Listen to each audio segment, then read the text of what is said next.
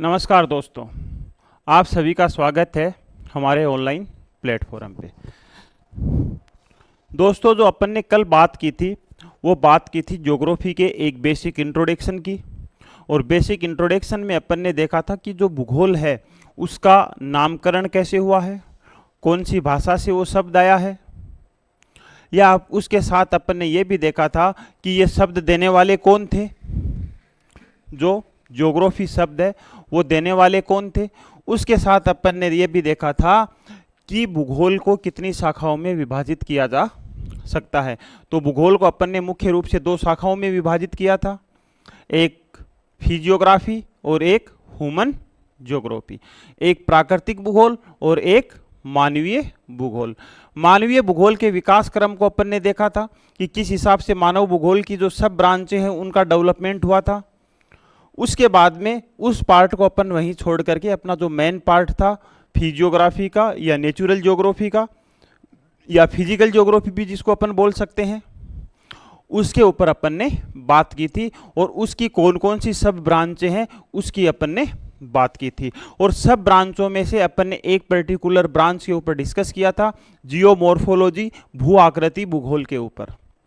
भू आकृति भूगोल में अपन ने यह भी देखा था कि भू आकृति जो भूगोल है उसमें मुख्य रूप से पृथ्वी के किस भाग का अध्ययन होता है और पृथ्वी के ऊपर कितने प्रकार के उच्चावच पाए जाते हैं। तो उसके ऊपर अपन आगे अब आज बात करेंगे। तो कल का थोड़ा सा अपन देखें तो सबसे पहले अपन बात किसकी की थी? ज्योग्राफी की बात की थी, भूगोल की बात की थी। भूगोल में अपन ने देखा था नामकरण कौन सी भाषा से आया था, या जो भूगोल है इसका पिता किसे कहा गया था। यहां से सीधा सीधा क्वेश्चन आता था। तो इसमें अपन ने दो देखे थे। एक तो देखा था हेकेटियस। हेकेटियस महोदय ने भूगोल के बारे में सबसे पहले वर्णन किया था, इस वजह से इनको भूगोल का पिता कहा जाता है। इनकी पुस्तक थी ज्योग्राफिकल डिस्क्रिप्शन, भूगोल का वर्णन। इनकी जो बुक थी वो कौन सी थी? भूगोल का वर्णन।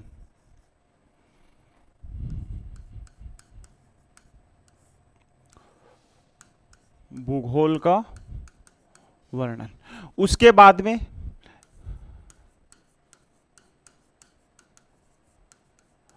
एरेटोस्थनीज महोदय, एरेटोस्थनीज महोदय ने ही ज्योग्राफी शब्द दिया था। और इनकी एक पुस्तक थी ज्योग्राफिया, उसमें भूगोल शब्द दिया था। ये एक ग्रीक भाषा का शब्द है, लेकिन यहाँ ध्यान रखने वाली बात यह है कि एरेटोस्थनीज महोदय ने भूगोल का क्रमबद्ध अध्ययन किया था। भूगोल को सीक्वेंस वाइज जो स्थापित किया था वो कौन थे? एरेटोस्थनीज महोदय थे। इस वजह से भी इनको क्या कहा गया था? भूगोल का पिता कहा गया था। इसके बाद में अपन ने यह देखा था कि शाखाएं कितनी है। नामकरण के बाद में अपन भूगोल की शाखाओं के बारे में देखा था। और भूगोल की शाखाओं को अपन ने मुख्य रूप से दो भागों में विभाजित किया था, एक प्राकृतिक भूगोल, एक प्राकृतिक भूगोल और दूसरा मानव भूगोल। मानव भूगोल।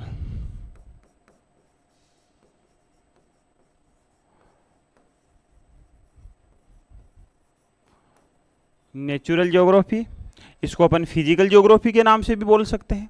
इसको अपन भौतिक भूगोल के नाम से भी जान सकते हैं।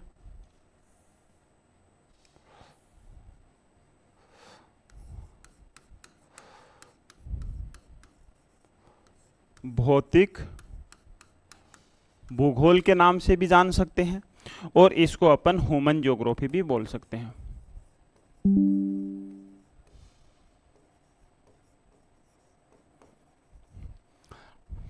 उसके बाद में अपन पर्टिकुलर ह्यूमन ज्योग्राफी की बात की थी कि ह्यूमन ज्योग्राफी का जो फादर है या फादर ऑफ ह्यूमन ज्योग्राफी है वो कार्ल रिटर है।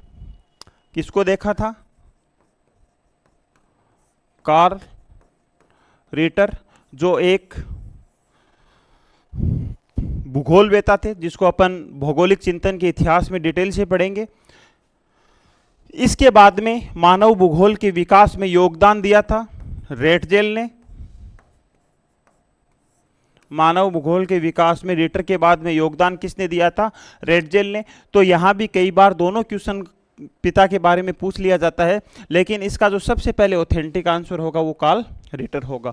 उसके बाद में अपन ह्यूमन ज्योग्राफी है उसकी शाखाओं को देखा था, जिसमें agriculture geography, transport geography, settlement geography, population geography, social geography, cultural geography, ये सारी की सारी जो ब्रांचें हैं वो किसकी ब्रांचें हैं? वो ह्यूमन ज्योग्राफी की ब्रांचें हैं।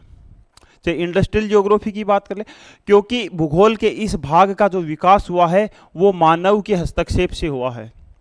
चाहे एग्रीकल्चर मानव ने करना शुरू किया था, ट्रांसपोर्ट डेवलप मानव ने किया है, इंडस्ट्री का विकास मानव ने किया है, सेटलमेंट बस्तियों का विकास मानव ने किया है, और जो भी सोशल एक्टिविटी हैं उनका विकास भी मानव ने किया है। तो वो सारी की सारी शाखाएं अपन किस में पढ़ेंगे? मानव भूगोल में पढ़ेंगे।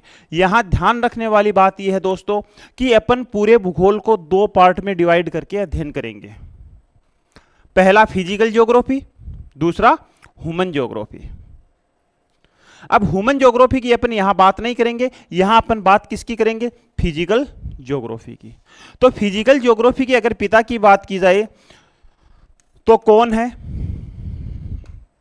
फिजिकल ज्योग्राफी के पिता हैं वो हम्बोल्ट महोदय हैं। कौन है? अलेक्जेंडर वॉन हम्बोल्ट महोदय हैं। उसके बाद में अपन ने यह भी देखा था कि भूगोल का वह भाग जो बिना किसी मानवीय हस्तक्षेप के या अपने आप विकसित हुआ है उसको अपन किस में शामिल करेंगे? उसको अपन प्राकृतिक भूगोल में या भौतिक भूगोल में शामिल करेंगे।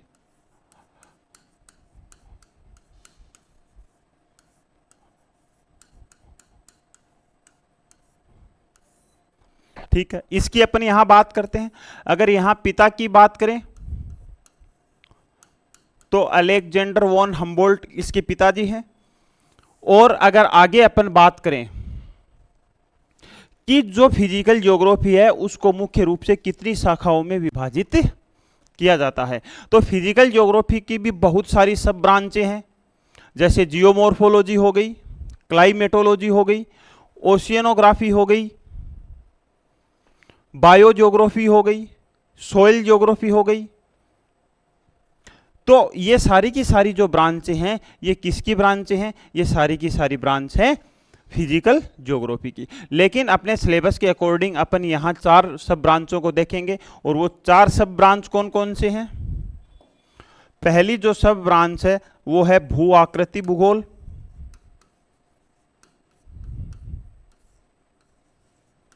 भू आकृति भूगोल, जियोमॉर्फोलॉजी,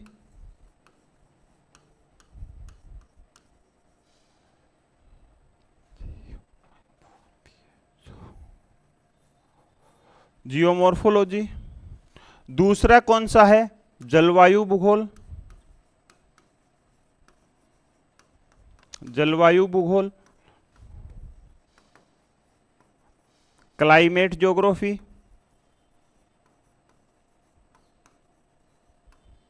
क्लाइमेट ज्योग्राफी। थर्ड कौन सा है? सागरीय भूगोल,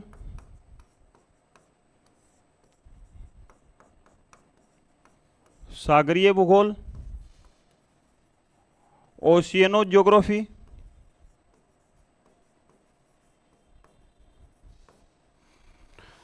फोर्थ कौन सा है?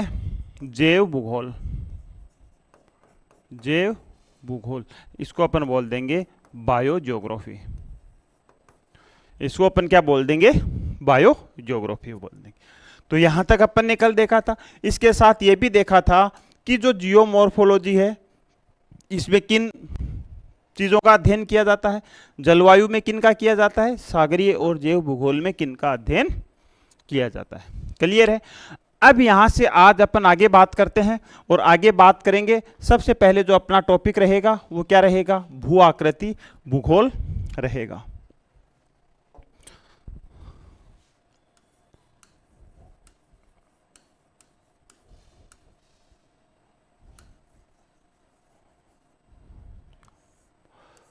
जियोमॉर्फोलॉजी या भू आकृति भूगोल।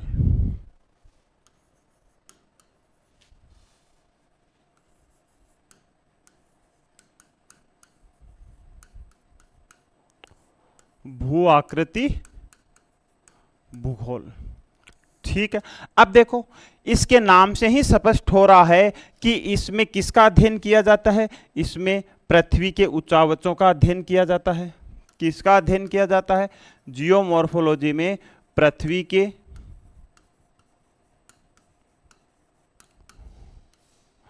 उच्चावचों का अध्ययन किया जाता है। उच्चावचों का अध्ययन किया जाता है, या यहां अपन एक वर्ड और बोल सकते हैं, स्थलाकृतियों का, स्थलाकृतियों का अध्ययन किया जाता है। क्यों, जियो का अर्थ क्या होगा, जियो का अर्थ होगा यहां पृथ्वी, मॉर्फी का अर्थ यहां क्या होगा, स्थलाकृतियां, और लॉजी का यहां जो लोगोस से बना है उसका अर्थ क्या होगा, साइंटिफिक स्टडी। मतलब जियोमॉर्फोलॉजी का मीनिंग होगा पृथ्वी की स्थलाकृतियों का वैज्ञानिक तरीके से अध्ययन करना भू आकृति भूगोल कहलाता है या जियोमॉर्फोलॉजी कहलाता है। क्लियर है यहां तक। उसके बाद में पूरी पृथ्वी को अगर देखा जाए तो उसके ऊपर 4 प्रकार के उच्चावच अपन ने देखे थे। 4 प्रकार की क्या देखी थी, स्थलाकृतियां देखी थी। और वो स्थलाकृतियां कौन सी थी, जैसे प्राथमिक स्थलाकृतियां,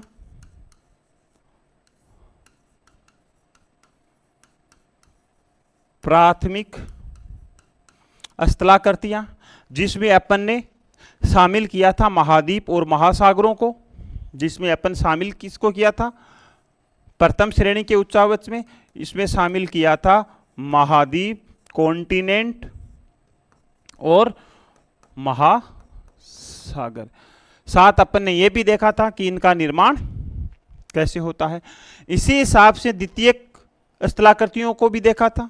ये प्राथमिक, ये द्वितीयक जो स्थलाकृतियां होती हैं वो महाद्वीप और महासागरों के ऊपर स्थित जो भी स्थलाकृतियां होती है उनको द्वितीयक श्रेणी की स्थलाकृतियों में शामिल किया जाता है। जैसे पर्वत, पठार, मैदान, महासागरीय कटक, महासागरीय गर्त, इन सब को किस में शामिल किया जाएगा, द्वितीय श्रेणी में शामिल किया जाएगा।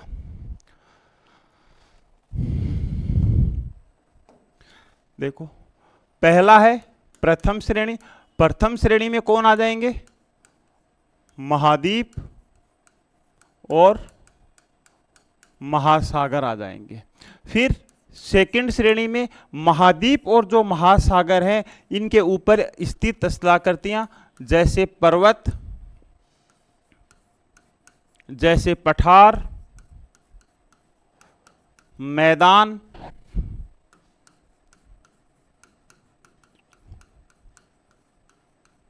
महासागरीय कटक, महासागरीय गर्त, ये सारी की सारी जो स्थलाकृतियां आएंगी वो सेकंड श्रेणी में या द्वितीयक श्रेणी के उच्चावच में शामिल की जाएंगी। उसके बाद में तृतीयक श्रेणी के उच्चावच में देखें तो जितने भी पृथ्वी के ऊपर प्रक्रम काम कर रहे हैं, प्रक्रम का मतलब नदी द्वारा निर्मित स्थलाकृतियां,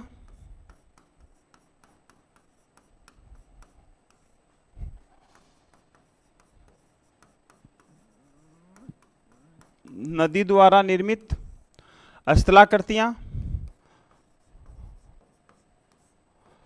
पवन द्वारा निर्मित स्थलाकृतियां, हिमानी द्वारा निर्मित स्थलाकृतियां, परिहिमानी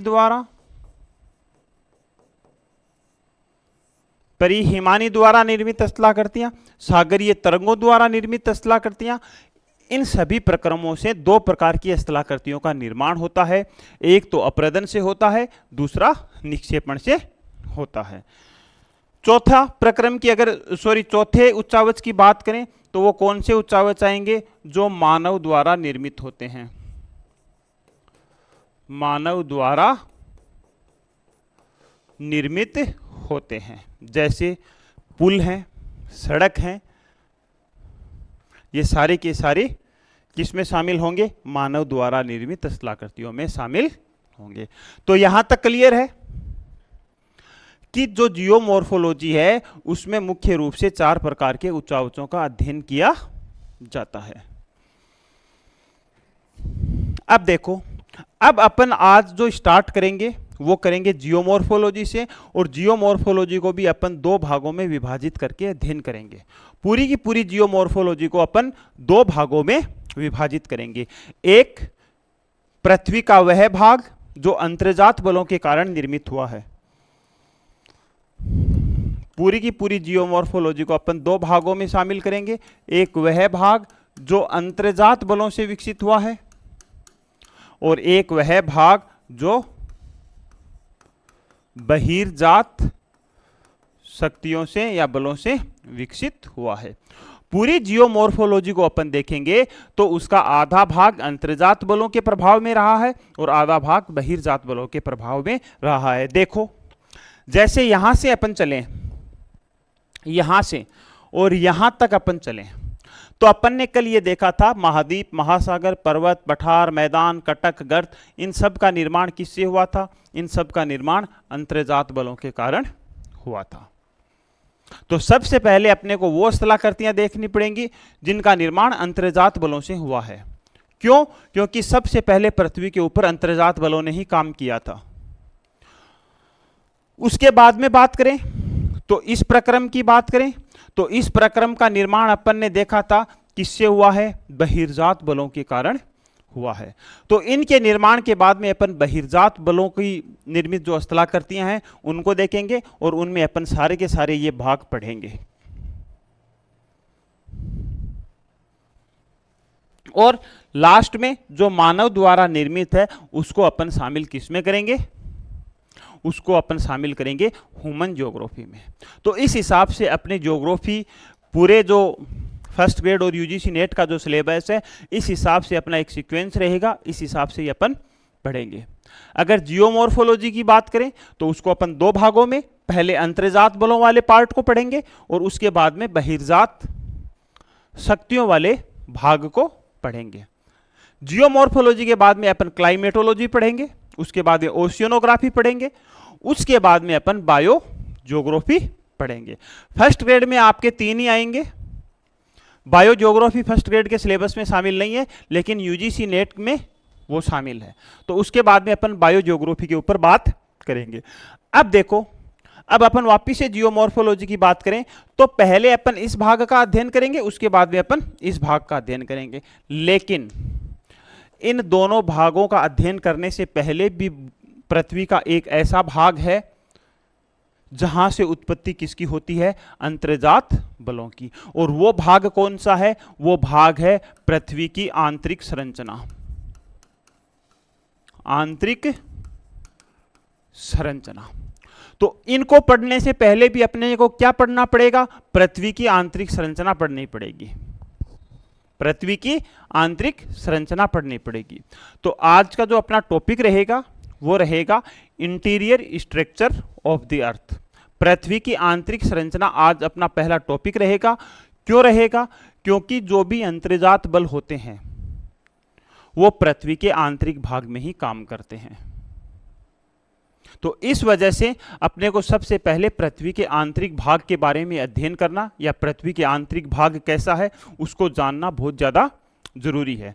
तो आज अपन जो स्टार्ट करेंगे जियोमॉर्फोलॉजी में वो कहाँ से स्टार्ट करेंगे? पृथ्वी की आंतरिक संरचना से अपन स्टार्ट करेंगे।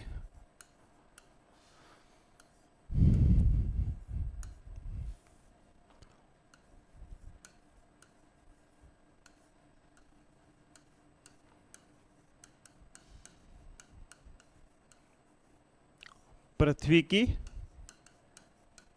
आंतरिक संरचना से अपन स्टार्ट करेंगे। अब देखो, अभी तक जो अपन ने देखा है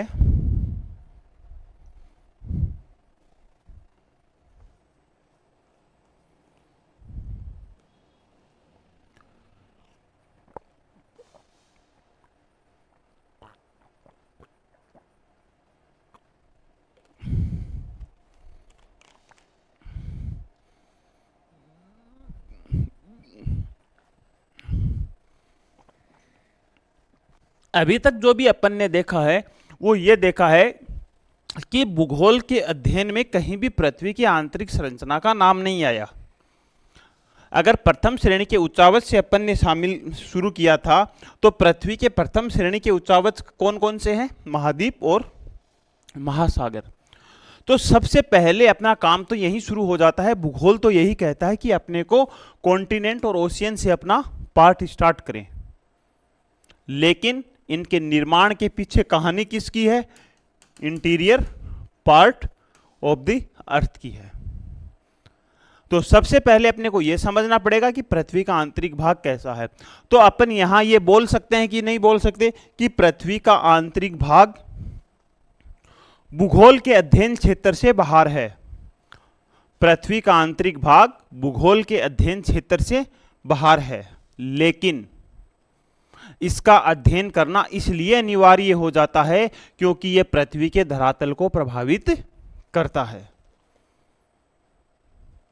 दूसरी समस्या यह है कि पृथ्वी के आंतरिक भाग के बारे में अपने को जानकारी कैसे उपलब्ध हो, क्योंकि पृथ्वी का आंतरिक भाग तो अदृश्य है, जिसको अपन देख नहीं सकते। और जो भी रिसर्च हुई है उससे यह भी पता चला है कि उसके आंतरिक भाग का टेम्परेचर भी इतना है कि मानव के लिए अंदर जाकर के उसका अध्ययन करना पॉसिबल नहीं है। तो इसके बावजूद पृथ्वी के आंतरिक भाग की जानकारी देने वाले बहुत सारे ऐसे सोर्स हैं जिनका सहारा लेकर के या जिनकी स्टडी करके अपन ये जान सकते हैं कि पृथ्वी का आंतरिक भाग कैसा होगा। सिर्फ अपन अनुमान लगा सकते हैं, इसके बारे में अपन सटीक कुछ नहीं कह सकते कि पृथ्वी का आंतरिक भाग रियल में है कैसा। अभी तक जितनी भी थ्योरी आई है, जितने भी पृथ्वी की उत्पत्ति से संबंधित सिद्धांत आए हैं, सब में विरोधाभास उत्पन्न हुआ है। कुछ विद्वानों ने कहा है कि पृथ्वी का आंतरिक भाग ठोस अवस्था में है, कुछ विद्वानों ने कहा है कि पृथ्वी का आंतरिक भाग तरल अवस्था में है, और कुछ विद्वानों ने यह कहा है कि पृथ्वी का आंतरिक भाग गैसीय अवस्था में है। और तीनों ही अवस्थाओं के ऊपर किसी भी एक अवस्था को या पर्टिकुलर कहाँ क्या क्या है उसको लेकर के अभी तक कोई सहमति नहीं बनी है। लेकिन कुछ ऐसे सोर्स हैं, कुछ ऐसे फैक्ट हैं जिनका अध्ययन करके या जिनका सहारा लेकर के अपन अनुमान लगा सकते हैं कि पृथ्वी का आंतरिक भाग वास्तव में कैसा है, कि ये ठोस है, ये द्रव है या गैसीय है, या आंतरिक भाग का टेम्परेचर कितना है, या आंतरिक भाग की डेंसिटी कैसी है, केमिकल कंपोजिशन कैसा है रॉक्स का, कितनी गहराई पे किस प्रकार का केमिकल कंपोजिशन है, उसकी गुरुत्व विसंगति क्या है, उसका चुंबकत्व क्या है। इन सब तथ्यों को अपन अनुमान लगा सकते हैं। यहां मैं एक वर्ड का बार बार यूज कर रहा हूं कि पृथ्वी के आंतरिक भाग में अनुमान लगा सकते हैं, फैक्ट नहीं बता सकते अपन बिल्कुल भी कि हां पृथ्वी का आंतरिक भाग ऐसा ही है, ये नहीं बोल सकते। तो पृथ्वी की आंतरिक संरचना के बारे में जानकारी देने वाले जो भी सोर्स हैं, जो भी स्रोत हैं, उनको अपन तीन भागों में विभाजित कर सकते हैं। एक जो नेचुरल सोर्स होते हैं, जैसे भूकंप हो गया, ज्वालामुखी हो गया। दूसरा आर्टिफिशियल सोर्स होते हैं, जैसे डेंसिटी हो गई, घनत्व हो गया, प्रेशर हो गया, दाब हो गया, टेम्परेचर हो गया। और तीसरा है पृथ्वी की उत्पत्ति के निर्माण से संबंधित सिद्धांत, जिनका अपन सेपरेट एक चैप्टर अलग से भी पढ़ेंगे। खैर अपने सिलेबस में नहीं है, लेकिन उसको जानना जरूरी है कि पृथ्वी का निर्माण वास्तव में हुआ कैसा है। तो पृथ्वी के बारे में इंफॉर्मेशन देने वाले जो भी सोर्स हैं, उनको अपन तीन कैटेगरी में विभाजित कर सकते हैं।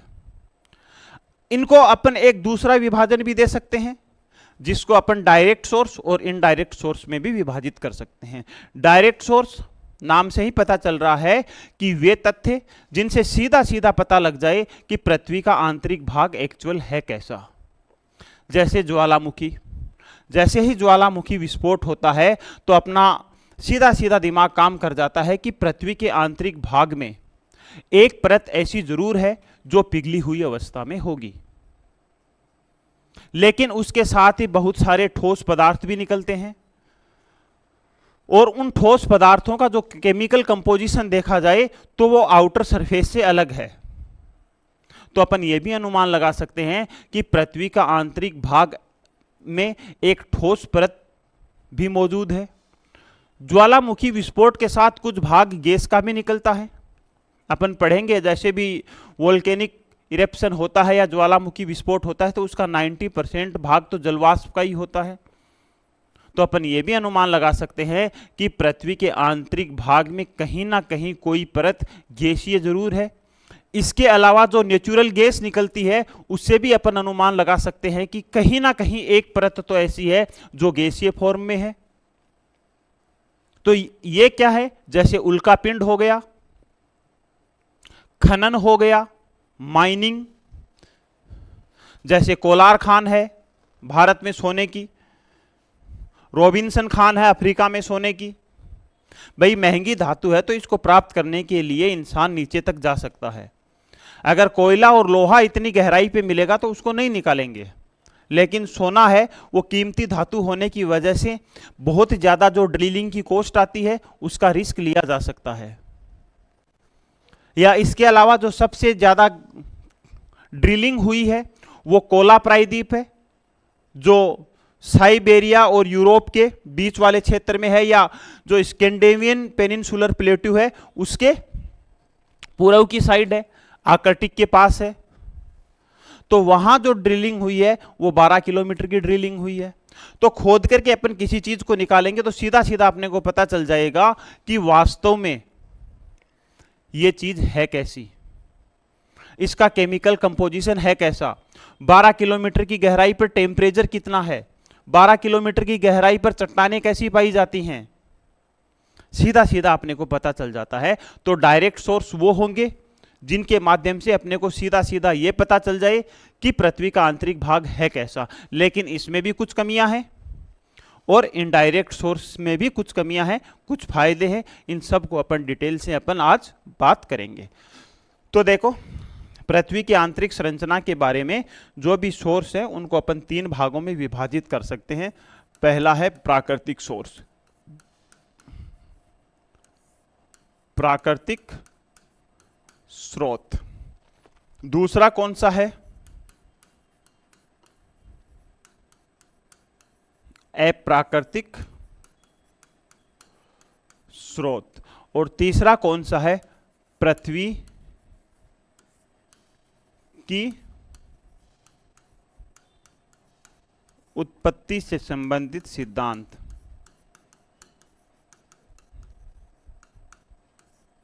उत्पत्ति से संबंधित सिद्धांत। तो पृथ्वी की उत्पत्ति से संबंधित सिद्धांतों की अपन सबसे पहले बात कर लेते हैं कि वो कौन कौन से सिद्धांत यहां दिए गए थे। और पहला सिद्धांत कौन सा था, कांट की गैसीय परिकल्पना।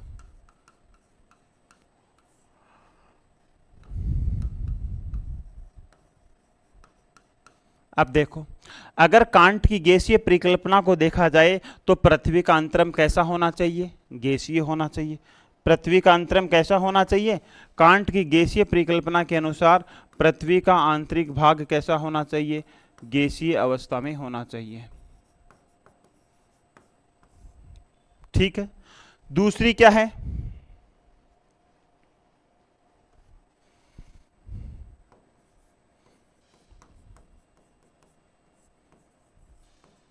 जेम्स जीन्स की ज्वारीय परिकल्पना।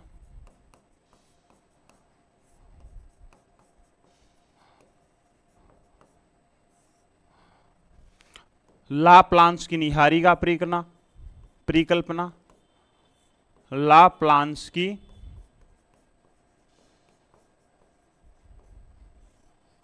निहारिका परिकल्पना। और इनके आधार पर अगर देखा जाए तो पृथ्वी का अंतरम कैसा है, तो इनके आधार पर पृथ्वी का जो प्रक्रम है वो कैसा होना चाहिए, वो द्रवावस्था में होना चाहिए।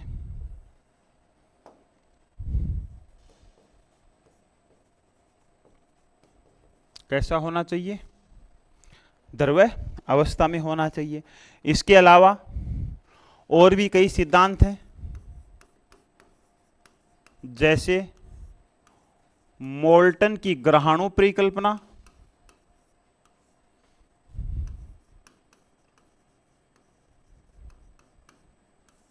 या चेम्बरलिन की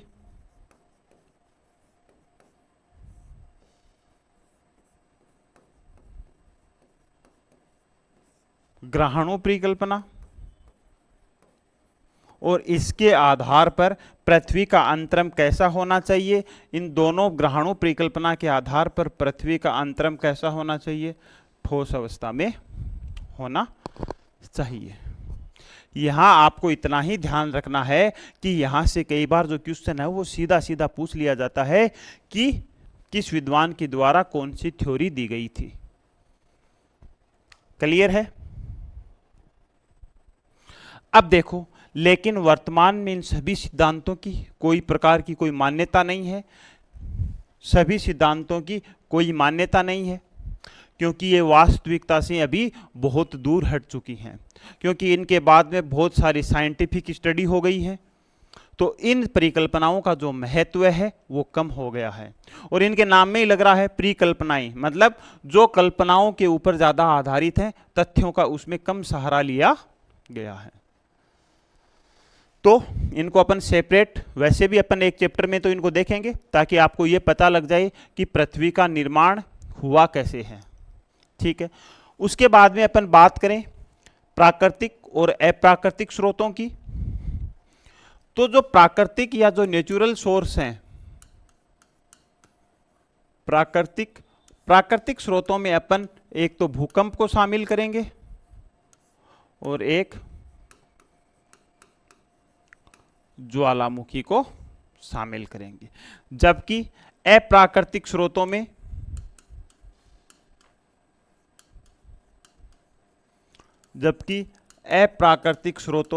किन किन को शामिल करेंगे, शामिल करेंगे अपन घनत्व को, डेंसिटी को,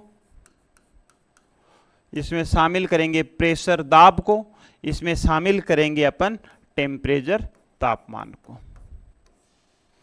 तो इनके आधार पर भी पृथ्वी के आंतरिक भाग के बारे में कुछ अनुमान लगाए गए थे। अब वो क्या अनुमान लगाए गए थे उनकी अपन बात करेंगे। यहां तक क्लियर है? अब इसी को ही अपन एक दूसरे विभाजन के तौर पर भी देख सकते हैं, जिनको अपन पढ़ेंगे डायरेक्ट सोर्स और इनडायरेक्ट सोर्स।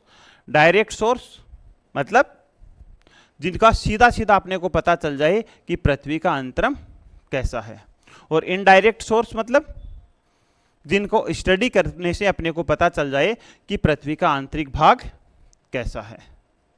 तो प्रत्यक्ष और अप्रत्यक्ष स्रोतों में भी इसका विभाजन कर सकते हैं। एक है प्रत्यक्ष स्रोत और दूसरा है अप्रत्यक्ष स्रोत।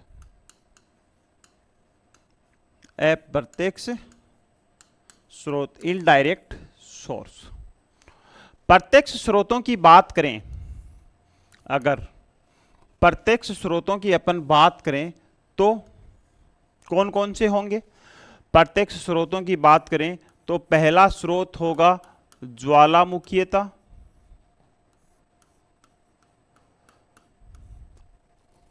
दूसरी अपन बात करें ज्वालामुखी के बाद में तो खनन हो सकता है, खनन के बाद में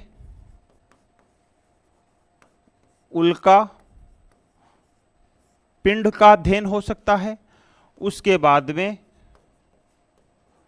गुरुत्व विसंगति हो सकती है। ये सारे के सारे क्या हैं? प्रत्यक्ष स्रोत हैं। या चट्टानों का अध्ययन भी हो सकता है,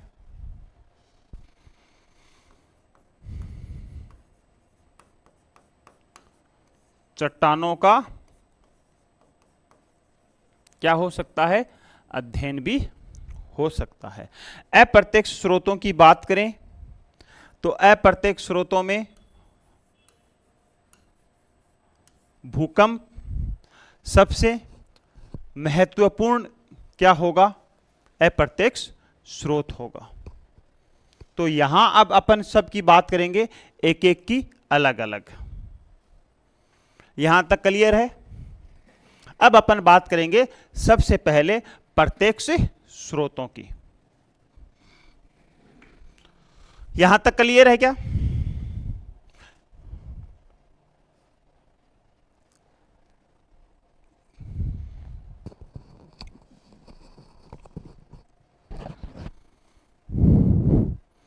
अप्रत्यक्ष स्रोतों में भूकंप हो गया, डेंसिटी को शामिल करेंगे, प्रेशर को शामिल करेंगे और तापमान को शामिल करेंगे। तो इनका क्या है, पृथ्वी के आंतरिक भाग के बारे में जानकारी प्राप्त करने के लिए इनका अपने को पहले स्टडी करनी पड़ती है कि कहाँ कितनी कितनी डेंसिटी है, कहाँ कितना कितना टेम्परेचर है, भूकंप की तरंगों का व्यवहार कैसा रहा है, वो सिस्मोग्राफ पे किस टाइम पहुंची है, तो कौन सी तरंग लेट क्यों हुई है। इन सब का अपने को अध्ययन करके पृथ्वी के आंतरिक भाग के बारे में पता करना होता है। जबकि जो डायरेक्ट सोर्स होते हैं उनसे अपन सीधा सीधा पता लगा सकते हैं कि पृथ्वी का आंतरिक भाग वास्तव में है कैसा। ठीक है, तो अब सबसे पहले अपन बात किसकी करेंगे, प्रत्यक्ष स्रोतों की करें। सबसे पहले ज्वालामुखी की बात करते हैं। प्रत्यक्ष स्रोतों में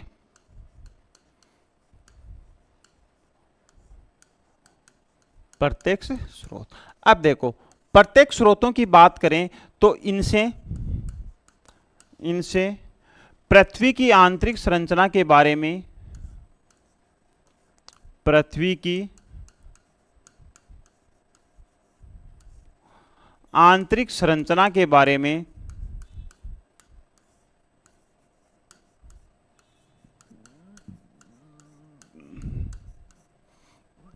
प्रत्यक्ष रूप से पता चल जाता है। प्रत्यक्ष रूप से पता चल जाता है।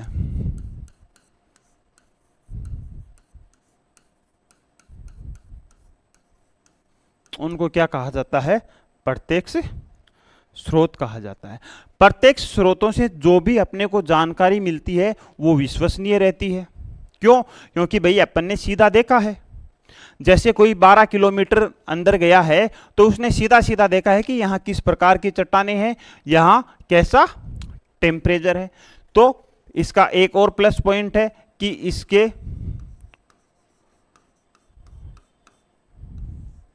विश्वसनीयता के साथ कहा जा सकता है कि ये ऐसी हैं।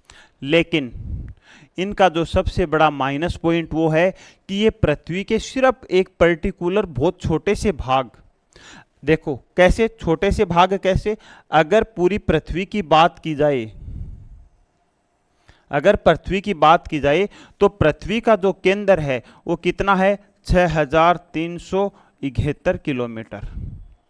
जबकि अभी तक जो ड्रिलिंग हुई है वो कहाँ तक हुई है, वो हुई है 12 किलोमीटर। या अपन ये भी मान सकते हैं, जैसे आगे बात करेंगे, कि 200 से 400 किलोमीटर का जो क्षेत्र है जिसको अपन मैग्मा चेंबर के नाम से जानते हैं, जहां से ज्वालामुखी बाहर निकलता है, जहां से ज्वालामुखी बाहर निकलता है,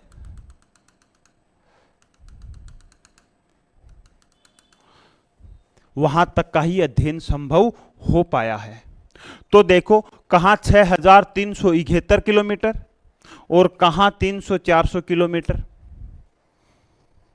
तो पृथ्वी के आंतरिक भाग के बारे में जितनी जानकारी मिलती है वो विश्वसनीयता के साथ तो मिलती है, लेकिन वो जानकारी जो मिलती है वो बहुत कम जानकारी मिलती है।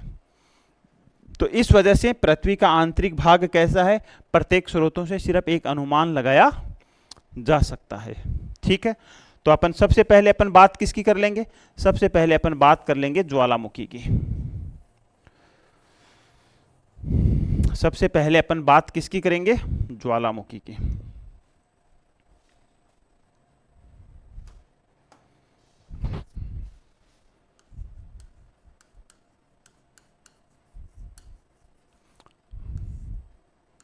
ज्वालामुखी क्या होता है देखो दोस्तों,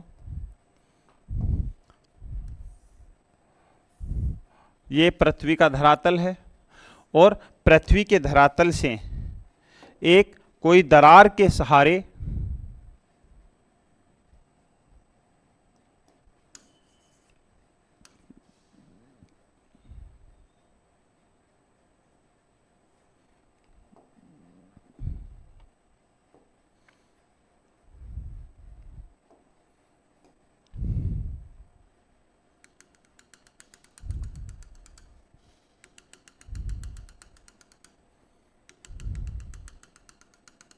ये क्या है, ये आपका है मैग्मा। जब पृथ्वी की धरातल के ऊपर एक दरार के सहारे जब लावा बाहर निकलता है तो उसको क्या कहा जाता है, उसको कहा जाता है ज्वालामुखी, ज्वालामुखी। और ये क्या है, ये है लावा।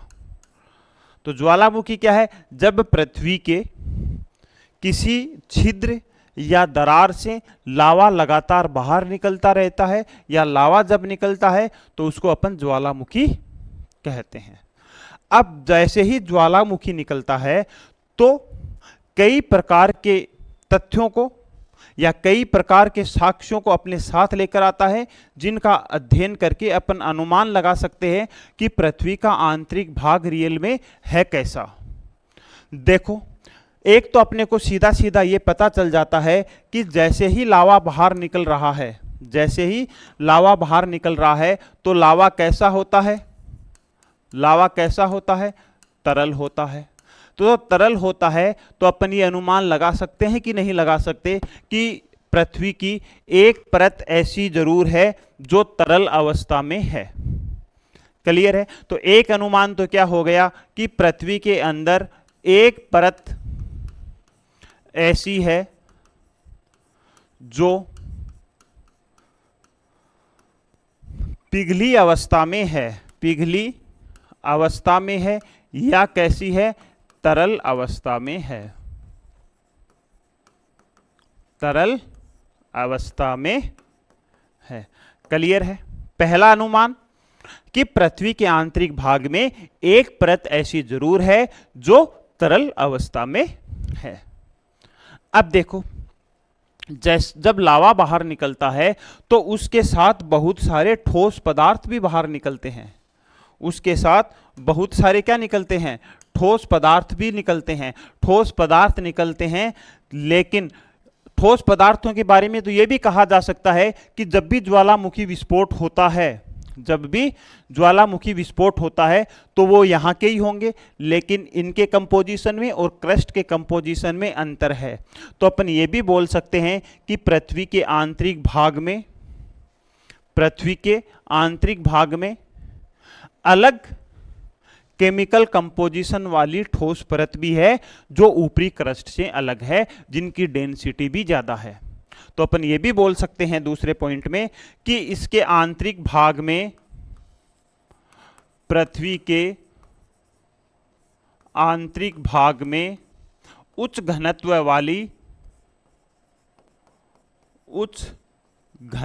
वाली ठोस परत मौजूद है, ठोस परत भी मौजूद है। क्लियर है? इसके अलावा तीसरा अनुमान क्या लगाया जा सकता है कि मान लेते हैं कि यह ज्वालामुखी विस्फोट हो रहा है, इधर भी क्या हो रहा है, ये भी ज्वालामुखी विस्फोट हो रहा है। जैसे जैसे ज्वालामुखी विस्फोट होते हैं तो अगर उनके टेम्परेचर को देखा जाए तो उनका टेम्परेचर अलग अलग होता है। जैसे अपन आगे पढ़ेंगे, जैसे ज्वालामुखी पढ़ेंगे तब, कि जिस मैग्मा का या जिस लावा का टेम्परेचर ज़्यादा होगी उसकी डेंसिटी कम होगी और वो दूर तक फैलाएगा, मतलब लावा पतला होगा और लावा मैदानों का निर्माण होगा।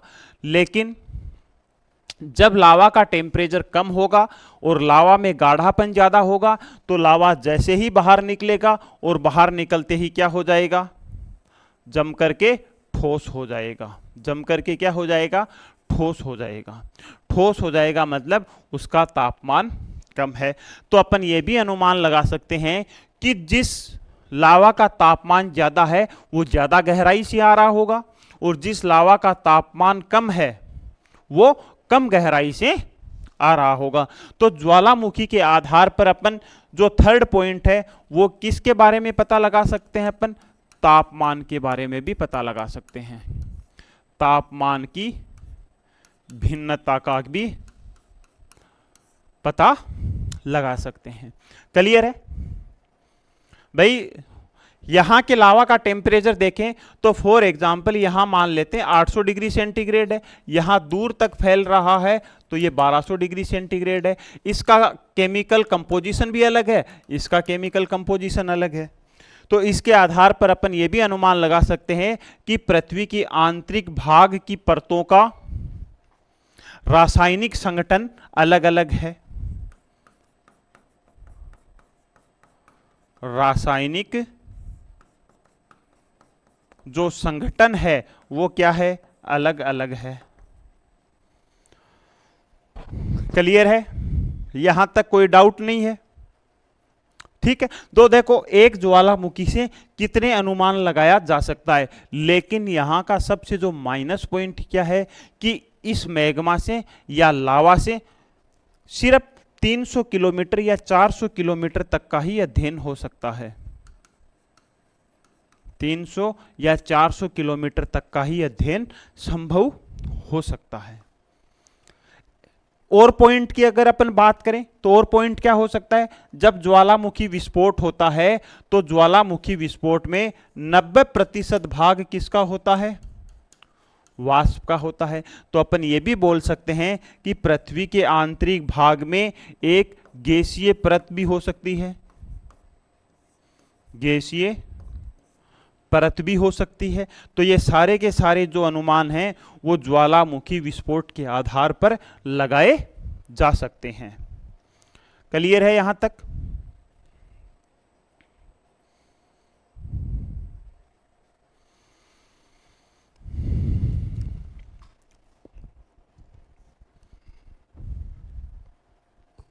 नेक्स्ट अपन बात किसकी करेंगे, खनन की बात करेंगे।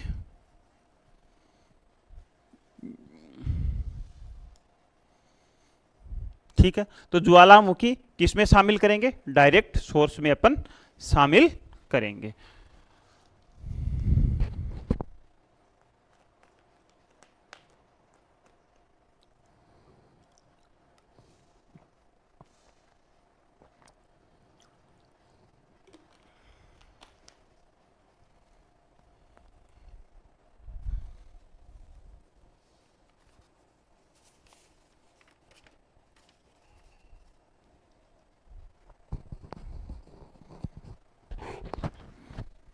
नेक्स्ट पॉइंट जो डायरेक्ट सोर्स में होगा वो क्या लेते हैं, खनन लेते हैं।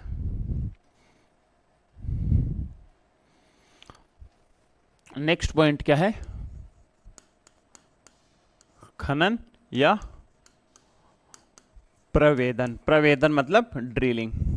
खनन अलग होता है और ड्रिलिंग अलग होता है।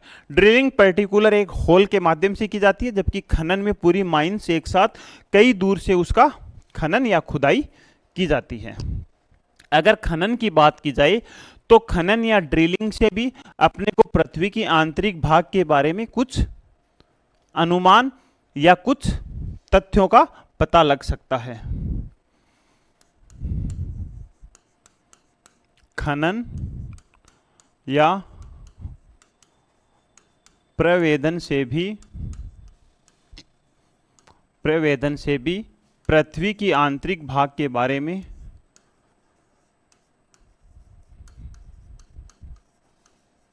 पृथ्वी की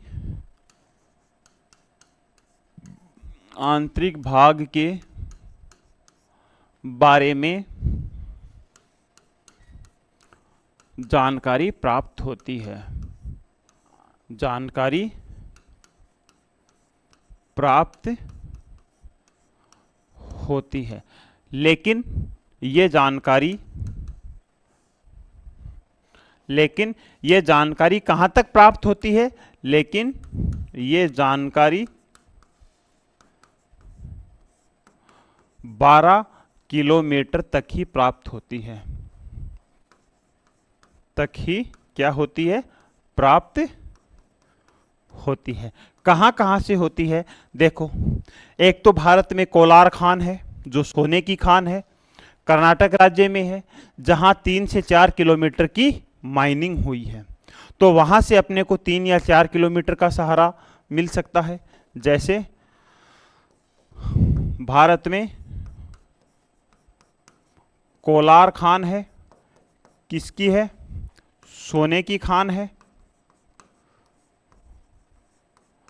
सोने की खान है, वहां 3 से 4 किलोमीटर की माइनिंग हुई है। इसके अलावा अपन बात करें रॉबिन्सन जो साउथ अफ्रीका में सोने की खान है, वहां थोड़ी और ज्यादा गहरी हुई है। रॉबिन्सन जहां अफ्रीका में क्या है, अफ्रीका में सोने की खान है,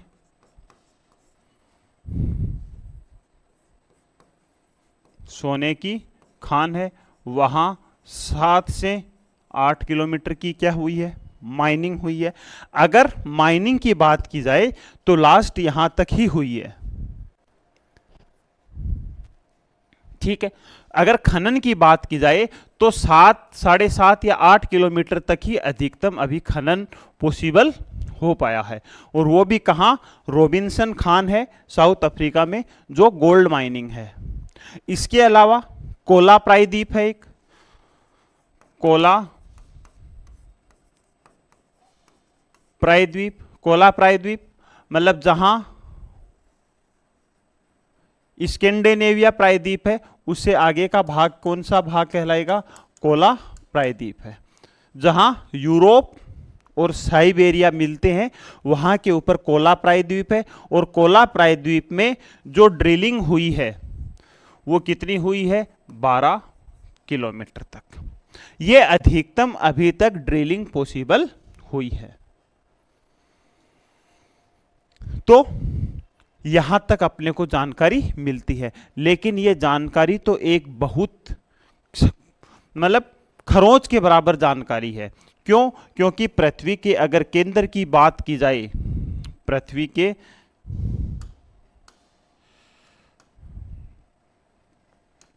अगर केंद्र की बात की जाए तो पृथ्वी का केंद्र कहां तक है? पृथ्वी का केंद्र है 6371 किलोमीटर। यहां भी कुछ बुक में आपको कहीं 370 मिल जाएगा, कहीं 373 मिल जाएगा, उससे कोई फर्क नहीं पड़ेगा। और अभी तक जो माइनिंग हुई है वो कितनी हुई है? 12 किलोमीटर तक। अब कहां 6371 किलोमीटर और कहां 12 किलोमीटर, मतलब उसके आसपास भी अपन नहीं पहुंच रहे हैं, उसका 1-2% भी अपन कवर नहीं कर पा रहे हैं। लेकिन इसका सबसे बड़ा पॉजिटिव पॉइंट यही है कि 12 किलोमीटर तक जो भी इंफॉर्मेशन अपने को मिल रही है वो सीधी सीधी और विश्वसनीय इंफॉर्मेशन मिल रही है। 6-7 किलोमीटर तक तो बहुत जगह अभी माइनिंग या ड्रिलिंग हो चुकी है, जैसे जो कुछ तेल क्षेत्र है वहां भी कुछ हुई है। लेकिन अधिकतम की अपन बात करें तो वो कोला पेनिनसुलर प्लेटू में ही हुई है, और कहां तक हुई है? 12 किलोमीटर तक की ड्रिलिंग हुई है। तो इससे भी अपने को पृथ्वी की आंतरिक भाग के बारे में सटीक जानकारी उपलब्ध नहीं हो सकती। क्लियर है यहां तक? थर्ड अपन बात करें किसकी? डायरेक्ट सोर्स की। तो वो कौन सा होगा? वो होगा उल्कापिंड।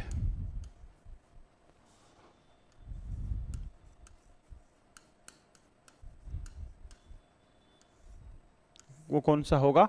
उल्कापिंड। देखो, अपन ने जब पृथ्वी के निर्माण को देखा था या ब्रह्मांड के निर्माण को देखा था तो अपन ने ये देखा था कि ब्रह्मांड के सभी ग्रहों, उपग्रहों, उल्काओं सबका निर्माण पर्टिकुलर एक तस्तरी से हुआ है, और उसका जो सबसे बड़ा भाग था वो सूर्य रह गया, बाकी छोटे छोटे ग्रह, क्षुद्र ग्रह, उल्का ये बन गए। तो यहां ये अनुमान लगाया गया कि ब्रह्मांड के सभी ग्रहों का निर्माण पर्टिकुलर एक ही जगह से हुआ है, तो ये अनुमान लगाया गया कि हो सकता है इस कारण सभी का जो केमिकल कंपोजिशन होगा वो कैसा होगा, समान ही होगा। जैसे पृथ्वी का जो कोर है वैसा ही कोर दूसरे ग्रहों का होगा। क्यों? क्योंकि एक ही जगह से तो बने हैं। तो इस हिसाब से अपने को उल्कापिंड के बारे में जानकारी उपलब्ध होती है। यहां क्या लिखेंगे, पृथ्वी के सभी ग्रहों का निर्माण, पृथ्वी के सभी ग्रहों का निर्माण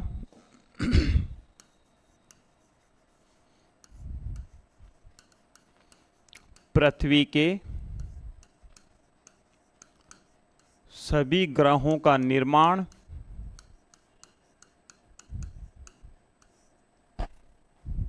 एक ही नेबुला से हुआ है, एक ही नेबुला से हुआ है। इसका सबसे जो बड़ा भाग है वो सूर्य बन गया, इसका सबसे जो बड़ा भाग है वो क्या बन गया, सूर्य बन गया। बाकी उसके बाद में ग्रहों, उल्काओं का निर्माण हुआ। उल्काओं का क्या हुआ, निर्माण हुआ। क्लियर है? तो अब क्या होता है, उल्का पिंड के माध्यम से पृथ्वी की आंतरिक संरचना के बारे में कैसे अनुमान लगाया जाता है उसके ऊपर अपन बात करें। देखो, उल्का पिंड जो होते हैं वो बहुत बार पृथ्वी के ऊपर आकर के गिरते हैं, लेकिन जहां से उल्का पिंड टूटते हैं तो उनको पृथ्वी के वायुमंडल से होकर के गुजरना पड़ता है। अब वायुमंडल से जब होकर के आते हैं तो घर्षण बल के कारण उनका जो बाहरी भाग है वो तो नष्ट हो जाता है। अब कभी कभार लगभग केस में तो उल्का पिंड पृथ्वी तक पहुंचते ही नहीं है, उसके वायुमंडल में घर्षण की वजह से ही समाप्त हो जाते हैं। लेकिन अगर कभी कभार कोई उल्का पिंड आ भी गया तो वो उसका कोर का भाग आता है, उसका केंद्र का भाग आता है, क्योंकि बाहरी भाग तो वैसे ही घर्षण बल से नष्ट हो गया।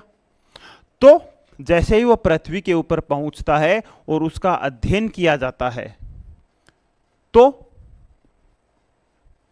यह अनुमान लगाया जाता है कि उसमें जिन तत्वों की प्रधानता है सेम वही तत्व कौन से होंगे, पृथ्वी के आंतरिक भाग में या पृथ्वी के कोर में होंगे।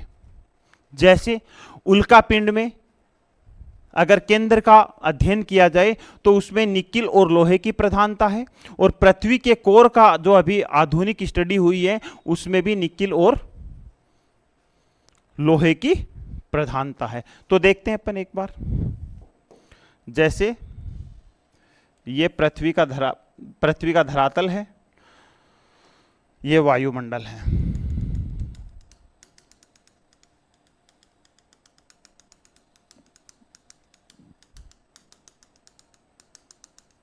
ये वायुमंडल है। अब देखो, अगर कोई उल्का पिंड ऊपर से टूट करके आ रहा है, ऊपर से टूट करके आ रहा है, तो इसका जो बाहरी भाग होगा, उसका जो बाहरी भाग होगा वो तो वायुमंडल में घर्षण के बल के कारण क्या हो जाएगा, घर्षण के कारण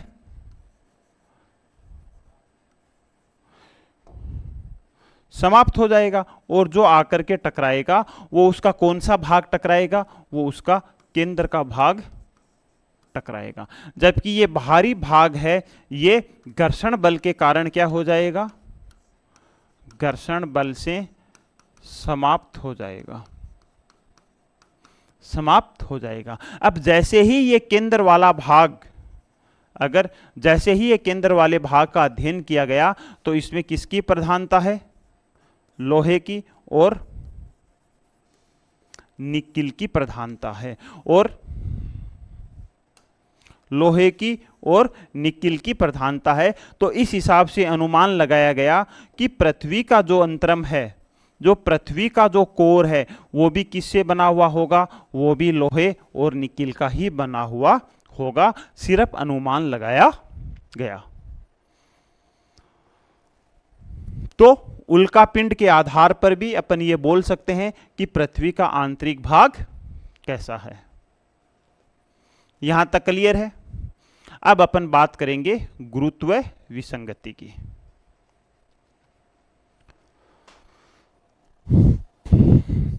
ठीक है यहां तक।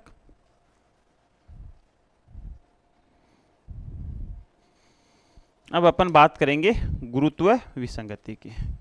इनडायरेक्ट सोर्स की आज ही बात कर लें क्या? अगर इनडायरेक्ट सोर्स की आज बात कर लें तो क्लास 2.5-3 घंटे की चली जाएगी। तो अगर आज ही बात करनी है तो आज कर लेते हैं।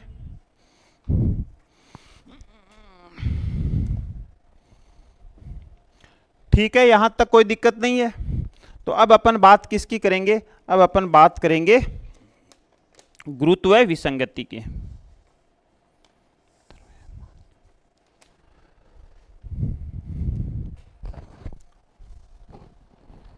लगाओ हेडिंग गुरुत्व विसंगति की।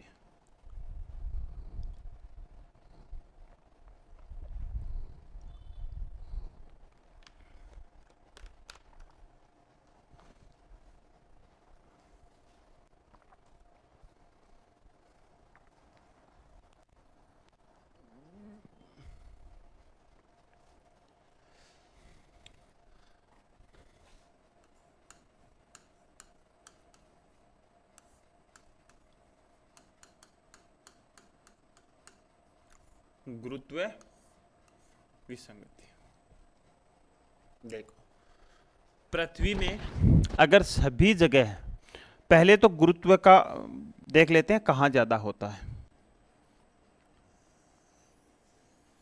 ये पृथ्वी है और ये क्या है? केंद्र। और केंद्र कितना है? 6371 किलोमीटर पे। ये विषुवत रेखा है और ये ध्रुव है। अगर ध्रुवों के ऊपर बात की जाए तो गुरुत्व बल ज्यादा होता है। गुरुत्व बल क्या होता है? ज्यादा होता है।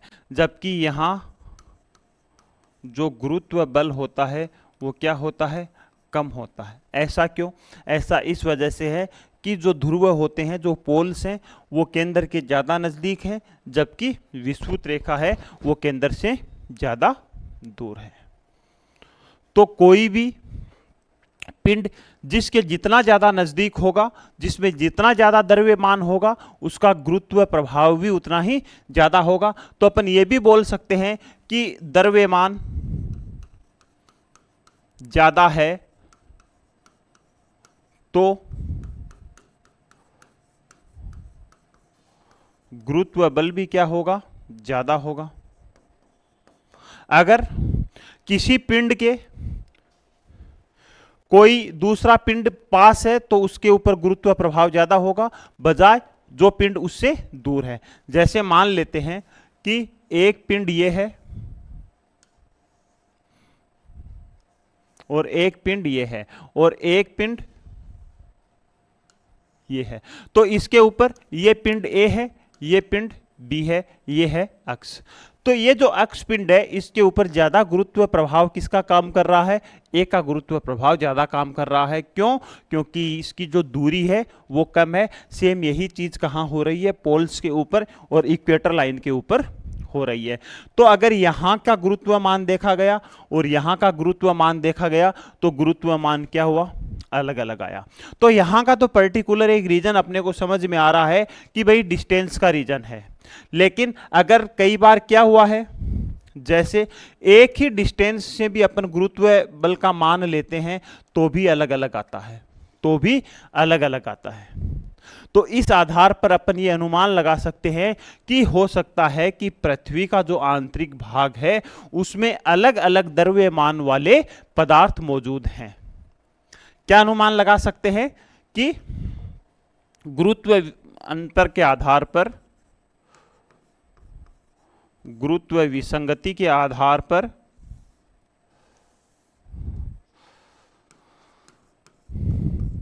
गुरुत्व विसंगति के आधार पर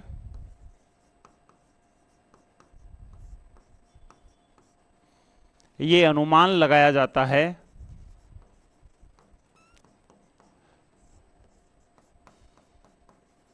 ये अनुमान लगाया जाता है कि पृथ्वी के आंतरिक भाग में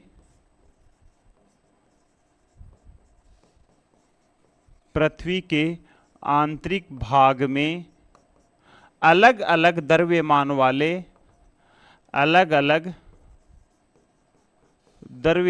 वाले पदार्थ क्या हैं? मौजूद हैं। अलग अलग द्रव्यमान वाले पदार्थ मौजूद हैं। ठीक है, क्लियर है।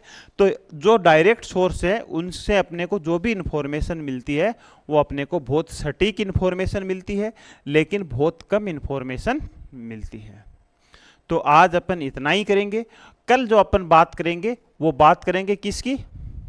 इनडायरेक्ट सोर्स की, अप्रत्यक्ष स्रोत की, जिसमें अपन सबसे पहले बात करेंगे डेंसिटी की, फिर बात करेंगे अपन प्रेशर की, फिर बात करेंगे अपन टेम्परेचर की, और फिर बात करेंगे अपन भूकंपीय तरंगों के आधार पर। और अभी तक जितने भी प्रमाण आए हैं उनमें भूकंपीय तरंग सबसे विश्वसनीय प्रमाण माना जाता है, जो पृथ्वी की आंतरिक संरचना के बारे में सटीक जानकारी उपलब्ध कराती है।